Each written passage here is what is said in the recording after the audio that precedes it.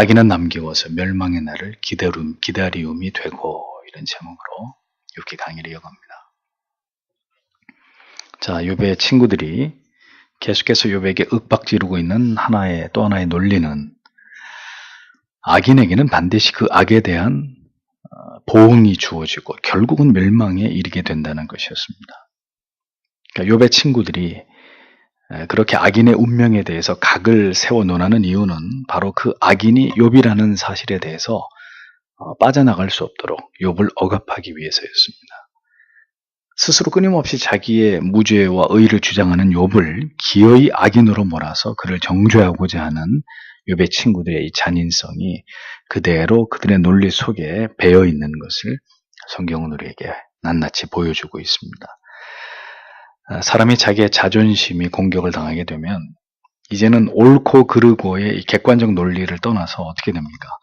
무조건 이제는 내가 이겨야 되고, 내가 옳고 내가 이겨야 되고, 상대가 틀리고 저 사람을 공격해서 반드시 패배하게 만들어야 된다는 이 옹졸한 사고 속에 갇혀버리게 되는 거예요. 더 이상 하나님 앞에서 무엇이 의다, 옳다, 틀리다 이 문제를 논하게 되지 않고 거듭 내 자존심이 이렇게 뭉개지고 상대에게 모멸감을 느끼게 되면 이제 분노와 적개심만 남게 되는 거죠. 그럼 어떻게 됩니까? 더 이상의 대화는 어려워지게 됩니다. 서로 자기들의 논리의 정당성만 앞세우려고 하고 상대의 말을 듣고 다시 생각하려고 하지 않기 때문에 문제가 해결되겠습니까? 영원히 그 문제가 해결되지 않는 이런 상황에 이르게 되는 것이죠. 그래서 결국은 단절하고 갈라서고 절교하고 이런 문제들이 벌어지는 거 아닙니까? 급기야 영영 좁혀지지 않는 그 깨어진 관계가 만들어지고 말게 되는 것입니다. 욥과 그의 친구들이 바로 그런 상황으로 치닫고 있었던 거죠. 자, 1절에서 6절을 보다 명료한 해석으로 다시 보면 욥이 대답하여 말했다. 너희는 내 말을 잘 들어보아라. 이것이 너희의 위로가 될 것이다. 내가 말할 수 있도록 나를 용납하여라. 내가 말한 후에는 나를 조롱해도 좋다. 내 원망이 사람을 향한 것이냐? 내가 어찌 초조하지 않겠느냐? 너희는 나를 보고 놀라라. 손으로 입을 가려라. 나는 생각만 해도 두렵고 전율이 내 몸을 사로잡는구나. 이렇게 바른 성경에 보다 그 의미가 좀 이렇게 잘 드러나게 번역을 했습니다. 욥은 계속해서 친구들의 위로의 방식에 문제가 있다는 것을 지적하고 있습니다. 욥의 친구들은 이제 위로가 아니라 작심을 하고 욥을 정죄하고 비난하고 있기 때문에 욥이 이렇게 호소하는 것은 당연한 것이라고 생각되어집니다. 욥은 간곡히 부탁하기를 너희가 나를 조롱하더라도 내 주장을 먼저 충분히 들어보고 난 다음에 그렇게 해라 이렇게 요구합니다. 자기의 주장이 다 끝나기 전에 말하거나 판단하지 말아달라고 강력하게 요청하고 있습니다. 욥의 친구들은 지금 자기들의 논리 안에 갇혀서 욥이 어떤 말을 하려고 하든지 일방적으로 그걸 무시하고 업신여기고 비웃고 있습니다. 그러니까 욥은 너무너무 답답하잖아요. 앞에서 말씀드린 대로 이미 이제는 욥이 오를 수도 있겠구나. 이제 이런 정서가 아니라 욥은 무조건 악인이고 욥이 하는 말은 다 거짓말이고 다 받아들일 수 없는 말이다. 이렇게 생각하고 욥을 적대시하고 있기 때문에 욥이 호소를 합니다. 명령형을 써가면서까지 강력하게 그렇게 하지 말라고 촉구하고 있는 것을 보게 됩니다. 욥은 자신의 답답한 심정을 밝히기를 자신의 불평이 사람을 향한 게 아니라 하나님을 향한 것이다 이렇게 말하죠.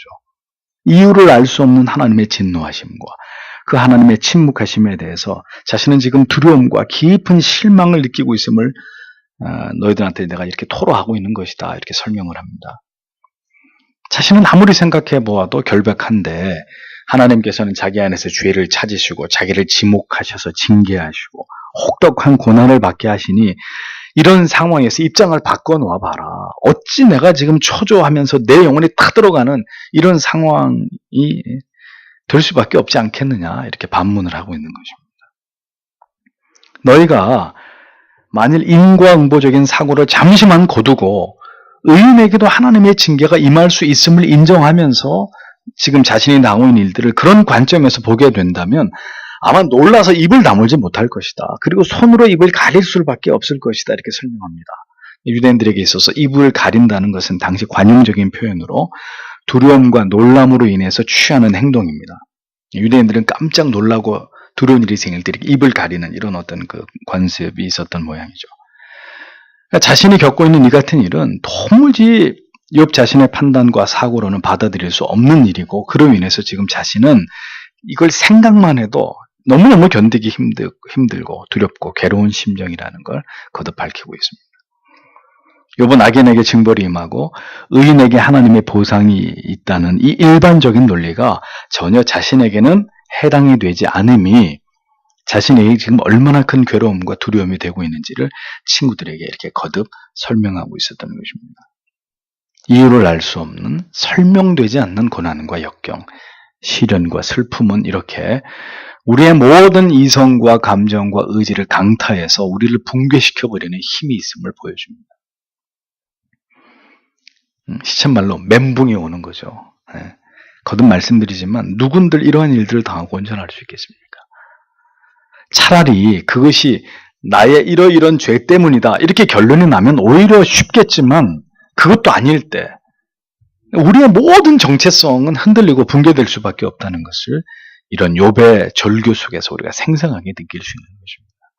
다만 그럼에도 불구하고 우리에게 이 욥기서를 바라보면서 아쉬운 점이 있다면, 우리가 진정으로 하나님의 절대적 주권을 믿는 사람들이라면, 그렇죠? 욥이 얼마나 힘들고 괴롭을지에 대해서는 이해는 되는데, 우리가 정말 하나님이 어떤 분이신지를 알고 하나님이 까닭 없이 우리에게 고난과 역경을 주시는 분이 아니라는 걸 안다면, 하나님의 절대적 주권을 믿는다면 지금 욥처럼 많은 말로 자기를 변명하고 그렇게 할 게 아니라 끝까지 좀 침묵하면서 죽이든 살리든 하나님 마음대로 하십시오.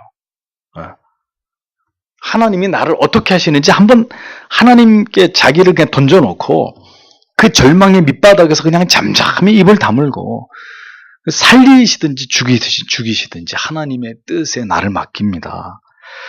그렇게 하고 그냥 기다렸다면 어땠을까? 이런 생각을 해보는 거죠. 물론 우리가 욥의 상황에 들어가 보지 않고 우리가 이렇게 상상하고 그랬으면 어땠을까 하는 것이 좀 주저넘긴 하지만, 그래도 우리가 구약과 신약을 통해서 우리가 알고 있는 하나님이라면, 그 하나님에 대한 지식이 우리에게 있다면 아마도 그렇게 하는 것이 가장 하나님 앞에서 합당한 믿음의 대처가 아니었겠는가, 이런 생각은 지울 수 없는 것입니다. 7절에서 13절을 보면, 어찌하여 악인들이 살아서 장수하며 그 세력이 점점 강해지는가. 그들의 씨가 그들 앞에서, 그들의 자손들이 그들 앞에서 그들과 함께 든든히 서고 든든히 서 있다. 그들의 집은 평안하여 두려움이 없고 하나님의 매도 그들에게 임하지 않으며, 그들의 숫소는 틀림없이 새끼를 베게 하고 암소는 새끼를 낙태하지 않는구나. 그들이 자기 아들들을 양떼처럼 내보내리니 그 자녀들이 뛰어놀며 소고와 수금에 맞춰 노래 부르고 피리 소리에 즐거워하며 일생을 행복하게 지내다가 순식간에 스올로 내려가는구나, 이렇게 되어 있습니다. 자, 이번 여기서 친구들의 논리에 대해서 반박을 하면서 질문을 던집니다. 악인들에게 반드시 하나님의 보응이 임하고 징벌이 임한다고 너희는 얘기를 했는데, 어찌해서 그러면 우리 눈에는 악한 자들이 나날이 부요해지고 잘 살고 있고 장수하고 힘은 더 강해지는 이런 일들이 우리 눈앞에 펼쳐지는 것이냐, 이렇게 질문하고 있는 겁니다. 욥은 도처에서 형통한 삶을 살아가는 악인들을 이야기하면서 욥의 친구들의 논리가 틀리다는 것을 지금 증명하고 있었던 거죠. 즉 그들의 논리처럼 악을 행하는 자들의 징벌이 속히 시행되지도 않고, 그들은 오히려 더 형통하고 그 자손들까지 승승장구하는 그런 일들은 얼마든지 이 세상에서 벌어지고 있는 일들이다라고 욥은 말하고 있는 것입니다. 악인들의 집안이 기울고 망하기는커녕 평안하기만 하고 두려움이 없고 하나님께서 악인에게 내리는 징벌조차도 없는 것처럼 보여진다고 욥은 그렇게 주장합니다. 그들의 재산인 소들이 새끼를 낳고 늘어나는 재산으로 인해서 악인의 자녀들은 소고와 수금과 피리 소리에 맞춰 덩실덩실 춤을 추고 더할 나위 없이 행복하고 여유로운 삶을 즐긴다는 것입니다. 누가요? 이 세상의 악인들이 그렇다는 거예요. 욥의 친구들의 말에 의하면 악인들은 전부 다 비참한 삶을 살아야 되고 다 하나님의 징계를 받아서 멸망해야 되는데, 사실은 너희들이 말하는 것과 전혀 다르다라고 욥이 이야기하고 있는 겁니다. 악인들이라 할지라도 이 세상에서는 얼마든지 그렇게 그들의 삶을 즐겁고 형통하게 살다가 심지어는 죽을 때도 어떤 질병이나 고통도 없이 편안하게 순식간에 죽음을 맞이하게 되는 이런 경우들이 비일비재하다고 욥은 강조합니다. 불신자들이라고 해서 모두 이 땅에서의 그들의 삶이 하나님의 심판과 저주로 말미암아서 비참하고 고통스러울 것이라는 욥의 친구들의 주장은 분명히 사실과 다르다는 사실을 욥이 논증하고 있었던 거죠.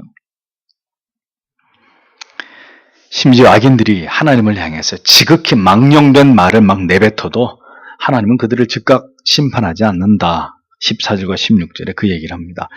그러므로 그들이 하나님께 말하기를 우리에게서 떠나소서 우리는 주님의 길을 알고 싶지 않습니다. 전능하신 분이 누구에게 우리가 그를 섬기며 무슨 유익이 있기에 그에게 기도하겠습니까? 하는구나. 보아라 그들의 번영이 그들의 손에 있지 않으니 악인들의 생각은 내 생각과 거리가 멀다. 이렇게 기록하고 있습니다. 욥은 악인들이 노골적으로 하나님을 무시함에도 불구하고 그들은 이 세상에서 행복한 삶을 영위하고 있다고 거듭 강조합니다. 악인들은 의식적이고 고의적으로 하나님을 대적하고 하나님을 거절합니다. 믿음을 버리고 대항합니다. 이제 교회 다니기 싫어요. 예수 믿기 싫어요. 지쳤어요. 재미없어요. 나한테 기도하라고 예배드리라고 강요하지 마세요. 다 귀찮아요. 이렇게 한다는 거죠. 하나님을 향해서 명령을 하고 거역할 만큼 악인들의 패역함과 완악함은 거칠고 강하다는 걸 설명하면서 그들이 하나님을 필요치 않고 참남한 말을 감히 그들의 입에 오르내리더라도 바로 보라 이거죠. 너희들이 말하는 것처럼 하나님이 즉시 그들을 심판하시더냐? 아니라는 겁니다. 그들의 형통은 그러나 그들에 의한 것이 아니라 그들의 형통을 허용하시는 하나님의 뜻과 섭리에 의한 것이라고 나는 그렇게 믿는다고 욥이 말을 하고 있습니다. 그러니까 이 말의 의미는 하나님께서는 얼마든지 악인이라 할지라도 그들의 형통과 번영과 장수를 허락하시는 분이기 때문에 모든 악인에게 항상 징벌이 있다고 믿는 욥의 친구들의 논리 분명히 틀린 것이라고 욥이 어떻게 해요? 계속 지금 자기의 논리를 가지고 그걸 논증하고 있는 거예요. 그렇게 일방적으로 나한테 하나님에 대해서 너희가 잘못 얘기한 것들 내가 이렇게 반박하건대 사실이 아니지 않느냐. 그 얘기를 계속 하고 있는 거죠. 그러니까 보십시오. 우리가 믿고 싶은 바대로 하나님을 신앙하려고 하는 오류에 사로잡히는 부분이 분명히 우리 안에 있다는 겁니다. 우리 아까도 그런 말씀 나눴지만 예수를 믿으면 복을 받아야 되고 형통한 삶을 살아야 된다. 가난 끝. 이제는 이제 대박 시작. 대박. 이제는 축복 시작. 모든 게 이제는 다 잘 될. 걱정하지 마. 이제 다 잘 될 거야. 이런 희망들을 우리가 분명히 갖는다는 거죠. 그리스도인들이. 열심히 기도했으면 응답받는 게 당연하고 열심히 헌금하고 누구보다도 열심히 헌신했으면 당연히 이 교회에서 누구보다도 제일 큰 복을 받는 게 그게 당연한 거 아니야? 라고 생각하려고 하는 부분이 분명히 우리 안에 있다는 거예요. 그리고 저놈은 저렇게 악한 짓만 골라가면서 했으니까 저놈은 하나님이 아마 삼족을 멸하실 거야. 예. 한번 두고 봐. 내 눈을 흙들어기 전까지 네가 먼저 망하나 내가 먼저 망하나 보자. 이런 마음들이 다 우리 안에 있다는 거죠. 이는 욥의 친구들과 같이 단순한 인과응보의 원리 안에다가 하나님을 딱 규정해버리고 그 안에서만 하나님을 신앙하려고 하는 지극히 우리 안에 있는 어리석은 믿음이라는 겁니다. 하나님께서는 우리가 생각하고 있는 그 보편성을 얼마든지 깨트리실 수 있는 분이라는 거죠. 하나님의 뜻을 이루어가는 과정에서 악의 번영과 형통을 하나님이 사용하시기도 하고 의인이 받는 핍박과 고난과 환난도 충분히 그렇게 이용하시는 그런 하나님이라는 것을 우리는 분명히 기억해야 된다는 겁니다. 그런 면에서 욥의 이러한 자기 변호와 하나님에 대한 이해의 변론은 세 친구보다 훨씬 더 탁월하다고 말할 수가 있는 것입니다. 17절에서 26절을 보십시오. 악인의 등불이 꺼지고 재앙이 그들에게 닥치며 하나님께서 진노하시어 그들을 멸망케 하심이 몇 번인가. 그들이 바람 앞에 지푸라기처럼 폭풍에 날리는 겨처럼 되었다. 하나님께서 그의 죄악을 쌓아두셨다가 그 자손에게 갚으셔야 하겠느냐? 그분이 본인에게 갚으셔서 그로 깨닫게 하셔야 할 것이다. 그가 자기 눈으로 자기의 멸망을 보며 전능하신 분의 진노를 마셔야 할 것이다. 그의 수명이 모두 끝난다면 그 후에 자기 집에 무슨 자기 집에 대해 무슨 관심을 갖겠느냐. 하나님께서는 높은 사람들을 심판하시니 누가 하나님께 지식을 가르칠 수 있느냐. 어떤 사람이 기력이 정정한 채 조용하고 평안하게 죽으니 그의 그릇들은 저주로 가득하고 그의 뼈들은 윤택하다. 어떤 사람은 고통 속에 살다가 죽으니 복이라고는 맛본 적이 없다. 이 둘이 다 흙 속에 누우면 구더기가 그들 위를 덮을 것이다. 자, 이렇게 욥이 얘기합니다. 자, 이거 무슨 얘기를 욥이 하려고 하는 것일까요? 욥은 계속해서 악인들은 결코 소멸되거나 재앙으로 인해서 괴로움을 당하지 않는다고, 악인이 반드시 망한다는 욥의 친구들의 말을 계속 지금 반박하고 있는데, 여기서 또 하는 얘기는 그것입니다. 악인의 자손들까지 하나님이 징벌하신다고 욥의 친구들이 분명히 주장을 했잖아요. 욥은 여기에 대해서 반박하기를, 하나님께서는 악인의 죄악을 기억하셨다가 그 자손에게 갚게 하시는 분이 결코 아니라 그 악인, 그 당사자, 그 자신에게 갚게 하시고, 그리고 자기 눈으로 자기가 지은 죄에 대한 보응과 진노를 보게 하시는 분이다. 이렇게 반박하는 겁니다. 욥의 친구들은 하나님이 그 자손까지 다 말아먹게 다 망하게 하신다. 이렇게 얘기했는데, 욥은 그 자기에게, 그 악인 개인에게만 하나님의 진노와 징벌이 임할 뿐이지, 애꿎은 자녀에게까지 하나님이 그렇게 징계하신 분이 아니다라는 걸 설명하는 겁니다. 악인은 자손들까지 하나님의 징계한다는 친구들의 주장을 반박하고 있는 거죠. 왜 그렇겠어요? 죽은 자기의 자식들을, 그들의 실추된 명예를, 그들이 친구들에게 받은 모욕을 욥은 부정하고 싶었던 거죠. 정말 죄가 있다면 그 당사자가 하나님 앞에 보응을 받고 징계를 받고 저주를 받는 거지, 왜 꾸준히 자식까지 하나님이 그들을 저주하시는 하나님이라고 너희들은 그렇게 얘기하느냐. 내가 아는 하나님은 그런 하나님이 아니다. 이렇게 얘기를 하는 겁니다. 그러면서 너희들은 단순한 논리를 가지고 높은 자란 천사들, 영적인 존재를 얘기합니다. 천사들처럼 탁월한 존재들까지 심판하시는 하나님을 너희가 지금 감히 너희들의 논리를 가지고 그 하나님을 가르치려고 드는 것이냐. 이렇게 일갈합니다. 그러면서 욥은 두 가지의 죽음에 대해서 언급하고 있죠. 첫 번째는 부유한 자의 죽음입니다. 또 하나는 고통당하면서 평생을 가난하게 살던 자의 불행한 죽음입니다. 문제는 뭐냐 이거죠. 문제는 어떤 사람이든지 죽음은 피할 수 없듯이 악인에게만 불행과 형벌의 멸망이 있고 의인에게는 그렇지 않은 것이 아니라 결국은 모두가 똑같이 죽임을 당하게 되고, 그럼 어떻게 된다는 거예요? 육체는 소멸될 뿐이고 구더기가 다 파먹어버려서 금방 흙으로 다 돌아가 버리는, 인생의 종말은 악인이든 의인이든 다 똑같은 거지, 뭐 악인은 더 하나님이 그렇게 아주 처절한 죽음을 맞이하게 하고 의인은 그렇지 않, 그런 거 아니라는 거예요. 욥이 하는 얘기는 죽음은 다 구더기의 밥이 되고 인간은 그렇게 소멸되고 많은 존재들은 아니냐. 이러한 말은 거듭 악인에게만 마치 고통스러운 죽음이 임하는 것처럼 말하는 욥의 친구들의 논리를 반박하고 있는 연속입니다. 그러니까 사람이 이 세상에서 어떤 삶을 살아가느냐의 문제가 그가 의인인지 악인인지를 드러내는 것이 아니라는 것을 욥은 한마디로 강변하고 있는 거죠. 사는 걸 보고 죽는 걸 보고 저 사람은 악인, 이 사람은 의인, 누가 그렇게 판단할 수 있냐는 거예요. 앞에서도 말씀드렸습니다. 사람들은 자기들이 믿고 싶은 것만을 진리로 받아들이려고, 그걸 믿으려고 하죠. 그러니까 의인은 잘 살고 죽는 것도 행복하게 죽어야 되고, 악인은 이 세상에 죽도록 수고만 하고 고생만 하고 불행하게 살다가 아주 고통스럽게 죽어야 된다. 사람들은 보통 이러한 보편적인 사고를 하고 있다는 거죠. 그러나 과연 그런가요? 의인도 참수를 당하거나 아주 끔찍한 죽음으로 순교를 당하기도 하는 그런 일이 있습니까? 없습니까? 있단 말이에요.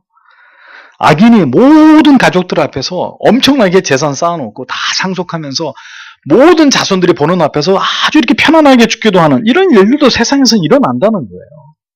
네? 의인이라 그래서 다 편안하게 죽고 악인이라 그래서 다 막 고통스러워가지고 막 괴로워하면서 뭐 무슨 뼈도 못 추리는 그런 처참한 죽음으로 죽느냐? 아니라는 거죠. 욥이 하는 얘기가. 이 상반된 죽음을 어떻게 설명할 거냐는 겁니다. 그러므로 죽음의 모습조차도 그 사람이 악인이고 의인이었음을 우리가 판단할 수 있는 근거는 될 수 없다고 욥은 말하는 것입니다.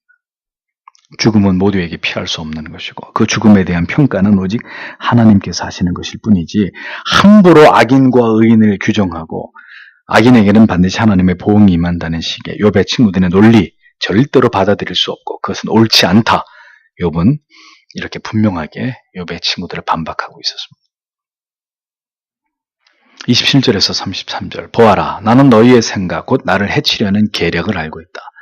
너희가 말하기를 권세자의 집이 어디 있느냐 악인들이 거하는 장막이 어디 있느냐 하는구나. 너희가 길을 지나가는 사람들에게 물어보지 않았느냐 그들의 증거를 알지 못하느냐 악인은 멸망의 날을 위하여 보존되며 진노의 날에 끌려나갈 것이다. 누가 그 앞에서 그의 행위를 폭로하며 그가 한 일을 갚아주겠느냐. 그가 무덤으로 옮겨지고 사람이 그 무덤을 지킬 것이며 그는 골짜기에 흙덩이를 달게 여기고 그를 앞선 자가 무수함같이 모든 사람들이 그의 뒤를 따를 것이다. 어떻게 너희가 헛된 말로 나를 위로하겠느냐. 너희의 대답은 거짓뿐이로구나. 이렇게 기록되어 있습니다. 계속해서 욥은 인과응보의 단순 원리를 가지고 자기를 정죄하고 비난하는 친구들의 저희를 간파하고 있다고 말합니다. 악하고 부정한 자들은 반드시 망한다는 친구들의 주장에 대해서 욥은 너희들이 말하는 그런 말들은 길 가는 사람에게 물어봐도 그 증거를 찾기 어렵다. 이렇게 계속 부정합니다. 악인들은 감히 두려워서 그들의 면전에서 악인들이 얼마나 악한지 말하지도 못하고 악인들은 죽는다 하더라도 그들의 장례식에는 많은 문상객들이 따르고 죽고 나서도 사람들이 그 악인을 기념하면서 나도 저 사람처럼 살 거야. 응? 죽음조차도 악인의 죽음조차도 미워하면서 많은 사람들이 그 악인들을 본받고자 하는 일들이 이 세상에서는 얼마든지 일어난다고 욥이 말합니다. 그러니까 오늘의 이 욥의 모든 논리는 뭐예요? 욥의 친구들이 주장한 그 모든 논리에 대한 반박이에요. 반론이에요. 악인의 삶은 아무도 돌아보는 이가 없고 사람들이 그들을 다 무시할 거고 죽고 난 다음에 흔적도 없이 사라져서 거기에 누가 악인이 있었나? 사람들이 그것도 기억조차 못할 만큼 악인은 그렇다. 근데 그게 욥 너다. 이렇게 말했던 모든 것들에 대해서 욥이 얘기하는 얘기가 뭐가 어째? 정말 악인이 그래? 천만에. 얼마나 많은 사람들이 악인의 죽음을 칭송하고 나도 저 사람처럼 살 거야. 존경하고. 에?